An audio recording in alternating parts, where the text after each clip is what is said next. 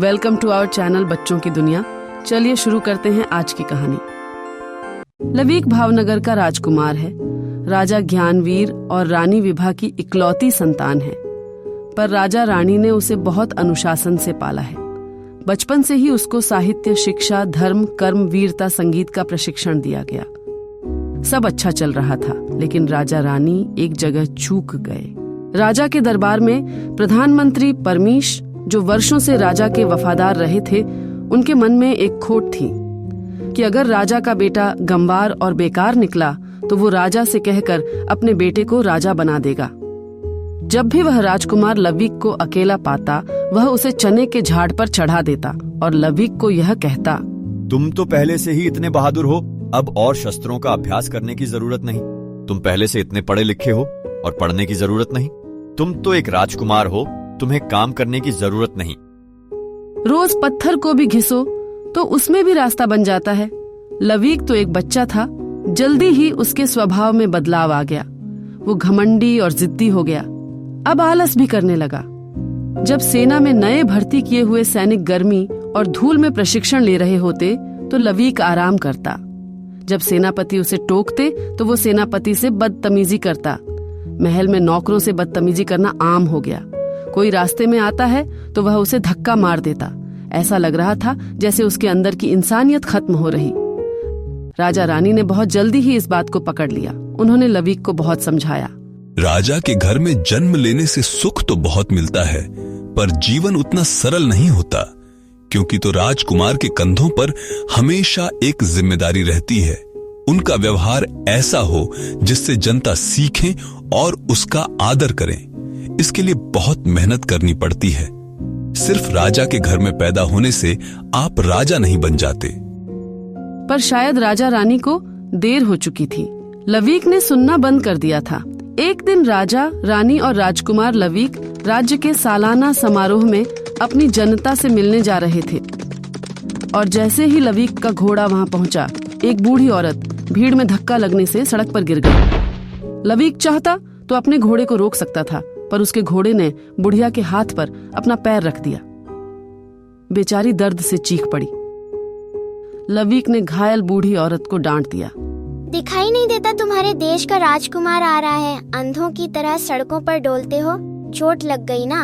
और उसने सैनिकों को हुक्म दिया, इस बदतमीजी के लिए इस बुढ़िया को 10 दिन जेल में रखा जाए। राजा रानी की हैरानी की हद ना रही और शर्म से उनका सर पूरी जनता के सामने झुक गया। रानी ने झटपट बूढ़ी औरत को उठाया, उसके जख्म को साफ किया और लवीक के व्यवहार के लिए क्षमा मांगी। जनता अपनी रानी की कृतज्ञता देख खुश हो गई और इस तरह से बात संभल गई। एक दिन प्रधानमंत्री के कहने पर लवीक ने खेतों पर जाकर बहुत सारे किसानों को कोड़े मारने की सजा सुना दी। जैसे ही राजा तक यह खबर पहुंची, वह तुरंत वहां पहुंचे और हालात का ब्यौरा लिया। इन किसानों ने टैक्स नहीं दिया, इसलिए इनको कोड़े लगवाए गए हैं। इस साल बारिश कम होने की वजह से फसल की पैदावार में थोड़ी कमी थी। किसानों को विनती पर किसानों का सालाना टैक्स माफ कर दिया गया है। तो क्या अब राज्य में बारिश करने का ठेका भी राजा का है? टैक्स तो इन्हें देना ही चाहिए। बेहतर होगा अगर तुम चुप रहो। तुम अभी के अभी महल वापस जाओ, मुझे तुमसे जरूरी बातें करनी है। प्रधानमंत्री को वहां देखकर राजा को बात समझ आ गई, पर उस वक्त वह चुप रहे। रात के खाने के वक्त जब राजा रानी लवीक के साथ अकेले बैठे थे, मैंने तुम्हें बचपन से ये समझाया था, राजकुमार होना एक जिम्मेदारी है, लेकिन लगता है तुम्हें समझ नहीं आया। तुम्हें अपनी जनता का दर्द महसूस नहीं होता। तुम बहुत ही बेवकूफाना तरीके से निर्णय लेते हो। किसी को कोड़े लगाने से पहले तहकीकात की थी कि उनकी कोई गलती है या नहीं। क्या जनता आपको मुझसे ज्यादा प्यारी है?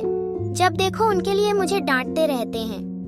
मैं इस वक्त एक पिता की हैसियत से नहीं, एक राजा की हैसियत से बात कर रहा हूँ। पर अभी मुझे लगता नहीं कि तुम एक सैनिक बनने लायक भी हो। राजा का बेटा ही राजा होता है, अब इसमें लगने न लगने से क्या होता है? तुम्हारी इसी गलतफहमी को दूर करने के लिए आज तुम्हें बुलाया है। पिछले कुछ महीनों से जो तुम हरकतें कर रहे हो, उसके लिए मैं तुम्हें इस देश से दूर भेज रहा हूँ। वह भी हमारा ही जीता हुआ राज्य है। तुम्हें वहाँ पर जाकर अपने लिए 100 दुआएं कमा कर लानी है। 100 दुआएं? अब ये क्या मजाक है? दुआओं से क्या होता है? दुआओं से ये घर चलता है। ये राज्य चलता है। मैं नहीं मानता। तुम्हारे मानने या ना मानने से फर्क नहीं पड़ता। कल सुबह तुम्हें उस जगह छोड़ दिया जाएगा जहां तुम्हें 6 महीने में 100 दुआएं कमा कर लानी है। याद रहे, कभी भी मेरा नाम लेकर दुआ नहीं कमानी, ना ही अपने आप को एक राजकुमार समझना है। तुम्हें किसी तरह की कोई मदद नहीं मिलेगी। हर काम तुम्हें खुद करना है। और आपको कैसे पता लगेगा कि मैंने 100 दुआएं कमा ली? उसकी चिंता तुम मत करो, मुझे हर खबर मिलती रहेगी। राजा रानी चले गए पर लविक पीछे से जोर से चिल्लाता है। आप दोनों बहुत पछताएंगे, मेरे बिना रह नहीं पाओगे। तो इस तरह राजकुमार लविक को एक अनजानी सी जगह पर छोड़ दिया गया। ये एक गांव था। कैसा अजीब सा गांव है, न साफ सुथरा है, गरीबी का मारा लग रहा है, लोग भी खूंखार से लग रहे हैं। कुछ बदमाश उसे घूर रहे थे। इसके पास बहुत कीमती आभूषण दिख रहे हैं, चलो इसको डराते हैं। कौन हो तुम और यहाँ क्या कर रहे हो? वह उनको बताने ही वाला था कि वह एक राजकुमार है, फिर वो रुक गया। उसके पिता ने उसको हुक्म दिया था कि वो अपनी पहचान किसी को नहीं बताएगा और राजा का नाम बताकर मदद भी नहीं मांगी, नहीं तो सजा बढ़ जाएगी। मैं एक मुसाफिर हूँ और रास्ता भूलकर यहाँ आ गया हूँ। तुम किसी को जानते हो यहाँ? नहीं, बिल्कुल नहीं। दोनों बदमाश जोर जोर से हंसते हैं और उसको नीचे गिराकर उसके आभूषण लूट लेते हैं और भाग जाते हैं। मैं इसके लिए तैयार नहीं था, नहीं तो मार मार की हड्डियों का कीर्तन करा देता। लविक गांव में इधर उधर घूमता रहा। भूख और प्यास से उसका बुरा हाल था और उसे धूप भी बर्दाश्त नहीं हो रही थी।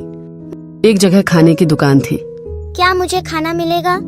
पैसा जेब में हो तो सब मिलता है। मेरे पास पैसे नहीं। तो पानी भी नहीं मिलेगा, निकलो यहाँ से। लविक ने कभी इतना अपमान देखा ही नहीं था। उसे बहुत अजीब लग रहा था।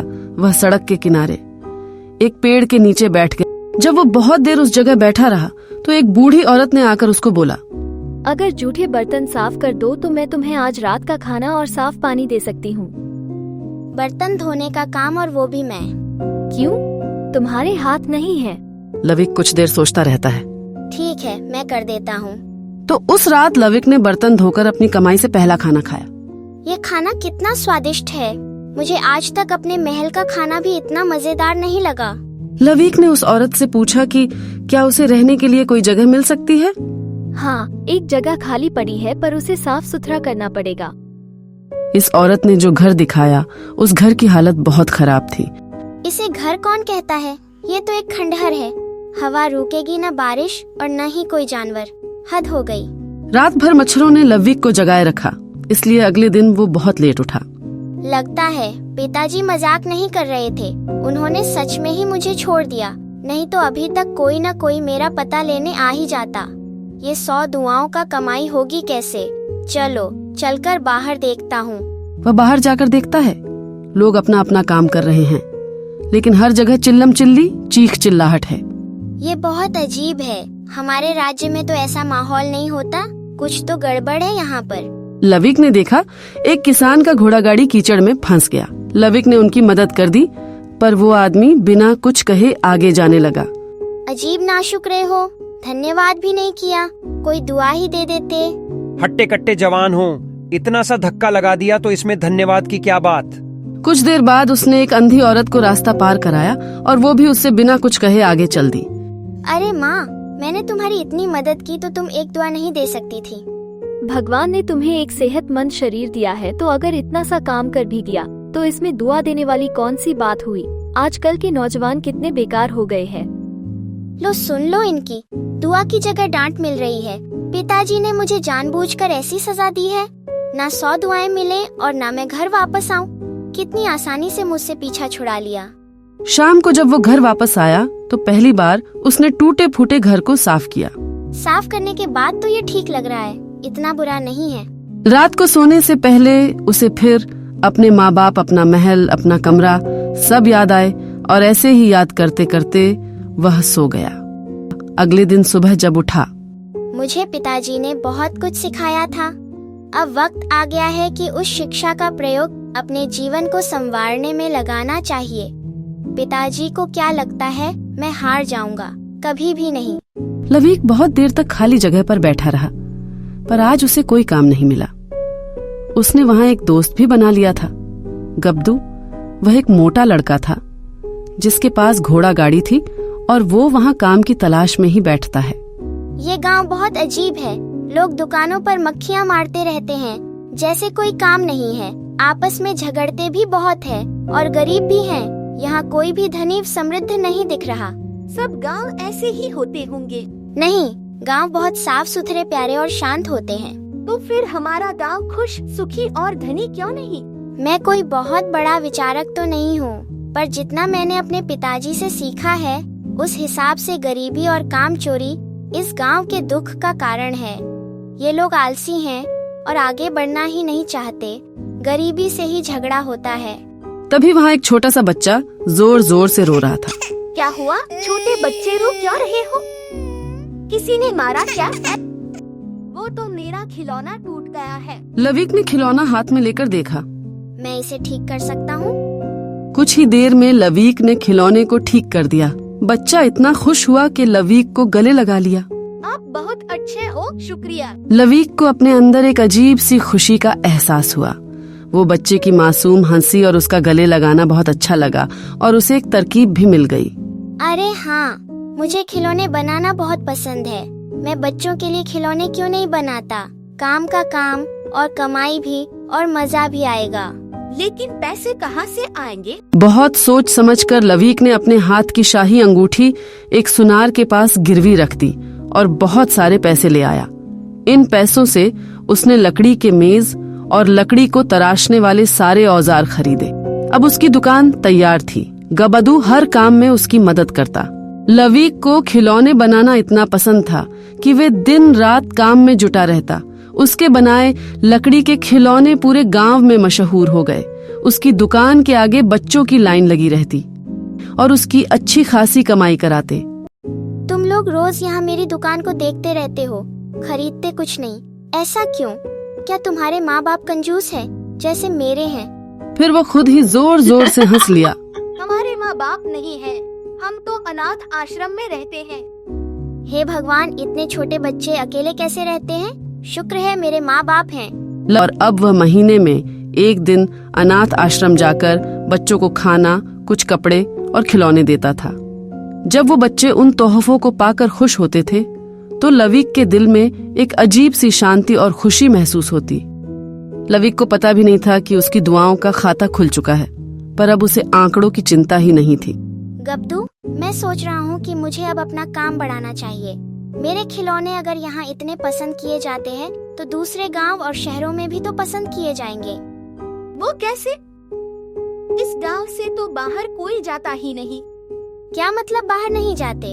इतनी बड़ी दुनिया है, अपने काम काज के लिए बाहर तो जाना ही पड़ता है। पर यहाँ तो कोई नहीं जाता। और ऐसा क्यों? पता नहीं, बचपन से ही हम ये एक अफवाह सुनते हैं कि गांव से बाहर जाएंगे तो बर्बाद हो जाएंगे। और ये सिर पैर की बात किसने फैलाई है? ये तो किसी को नहीं पता। तो चलो पता करके आते हैं। गब्दू और लविक पूरे गांव में जाकर लोगों से मिले और इस बात का पता लगाते रहे कि ये अफवाह कब किसने उड़ाई थी। कितनी अजीब बात है कि बिना इस बात की जांच किए बिना ही सबने इस बात को मान लिया और आज तक मान रहे हैं। तभी यह गांव इतना गरीब है। तुम सही तो कह रहे हो, परंतु समझाएगा कौन? समझाएंगे नहीं, करके दिखाएंगे। अब गब्दू और लविक हर रोज दूसरे गांवों और नगरों में जाते हैं और अपने खिलौने उनको दिखाते और अपने लिए काम लेकर आते। काम मिलने पर दोनों गाड़ी भरकर खिलौने को बेचने जाते। गांव वाले ये सब देखते थे। जल्दी ही उन दोनों ने बहुत बड़ा कारखाना खोल लिया और खिलौनों को बाजार तक पहुंचाने के लिए बहुत सारी घोड़ा गाड़ी को किराए पर भी रख लिया। गांव में चर्चा होने लगी कि आखिर ये दोनों इतने अमीर कैसे हो रहे हैं। एक दिन एक दूध वाला उसके पास आया। क्या मेरा काम भी बढ़ सकता है? मैं दूध बेचता हूँ। तुम यहाँ दूध भेजने के बाद जो दूध बच जाता है उसको खराब होने देते हो और फिर नाली में फेंक देते हो। जितना बच जाता है उसको तुम मिठाई वाले को या घी बनाने वाले को बेच सकते हो और चाहो तो दूध ही जाकर दूसरे गांवों और नगरों में बेच सकते हो। दूध वाले ने उनकी बात मानी और जल्द ही वह दूध को बेचने दूसरे गांव में जाने लगा। जल्दी ही उसका काम इतना बढ़ गया है कि उसे एक और दुकान खरीदनी पड़ी और बहुत सारी गाय भैंसे भी। उसकी देखा देखी बाकी लोग भी हर रोज लविक के पास सलाह लेने जाते। एक दिन लविक ने देखा कि दर्जी की दुकान बंद है क्योंकि उसका सिलाई वाला मेज टूट गया था। इस बात पर दुकान बंद करने की क्या जरूरत? एक मेज भी तुमसे ठीक नहीं होता। अपने आप कौन करता है? इसके लिए तो दूसरे नगर से मिस्त्री बुलाया जाता है, फिर वो आने में कुछ दिन लेता है, तब जाके ये चीजें ठीक होती हैं। हद है। तो क्या सभी लोग ऐसे ही करते हैं? हाँ। लविक ने ये बात गब्दू से की। देखो, यहाँ पे लोग छोटा मोटा काम भी अपने आप नहीं करते, जबकि इनके पास पैसे भी नहीं है। हमको आता ही नहीं है। तुमको लगता है कि तुम्हें नहीं आता, क्योंकि तुम लोगों ने कभी सीखने की कोशिश ही नहीं की। अब हर छुट्टी वाले दिन तुम मेरे साथ एक प्रशिक्षण कक्षा लगाओगे। वो क्या होता है? हम लोगों को छोटी छोटी मुरम्मत करना, चीजों को जोड़ना सिखाएंगे, ताकि मुरम्मत का हर काम वह खुद ही कर लें। तभी यह गांव आगे बढ़ेगा। इस तरह लवीक ने गांव वालों के लिए प्रशिक्षण कक्षाएं लगाईं और उनको लकड़ी, लोहा, बर्तन, औजार खिलाने और ऐसे बहुत सारी छोटी छोटी चीजों को खुद घर में मरम्मत करना सिखाया। हैरानी की बात थी कि लोगों को भी ये अच्छा लगा और उन्होंने आगे आकर काम सीखा। भाई, आपने तो कमाल कर दिया। मैंने कुछ नहीं किया, सिर्फ इनको आत्मनिर्भर बनाया है। अभी लवीक की सजा के 6 महीने पूरे नहीं हुए थे, लेकिन वो पूरे गांव का चहेता बन गया था। लवीक की प्रसिद्धि से गांव के कुछ पुराने साहूकार बहुत चिढ़ते थे। का आमदनी बढ़ गया।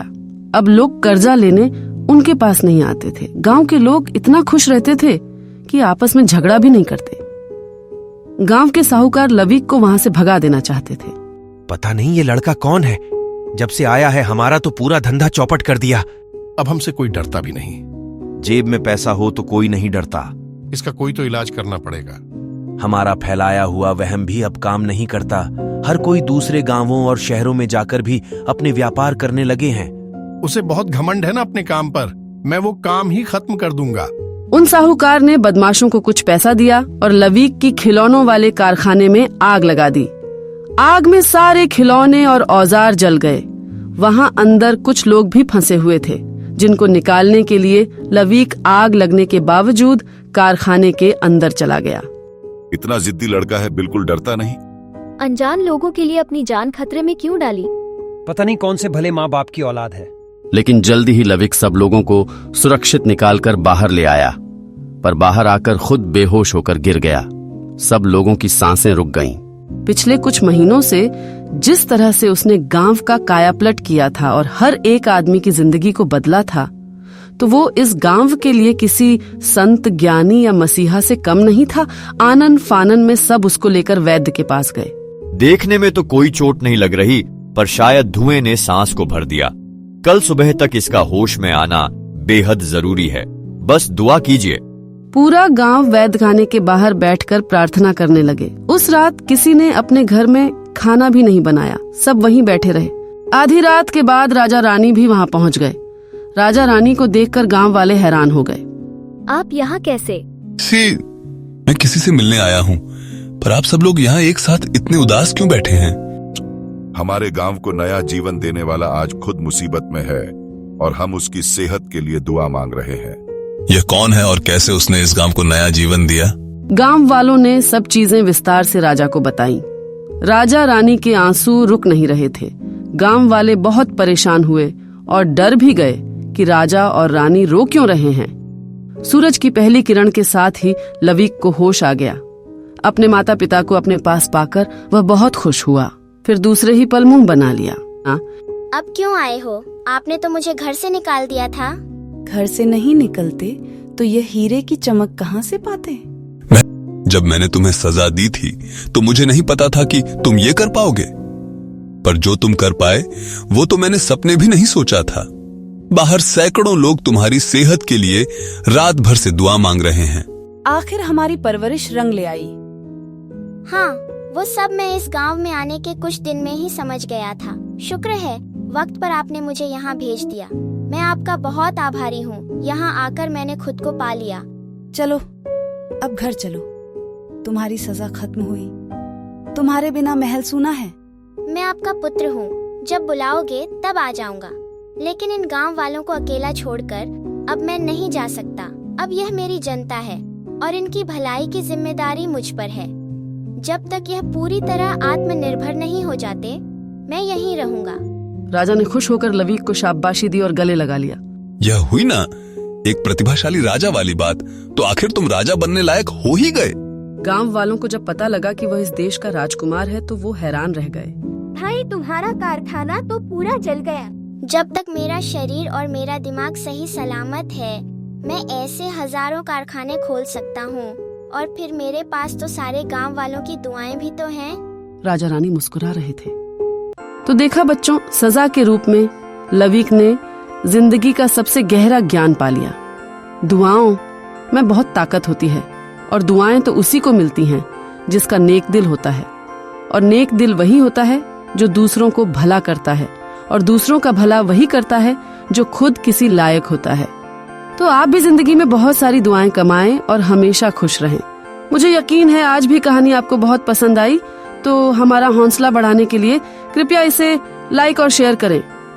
हमारे चैनल बच्चों की दुनिया को देखने के लिए आपका बहुत बहुत धन्यवाद।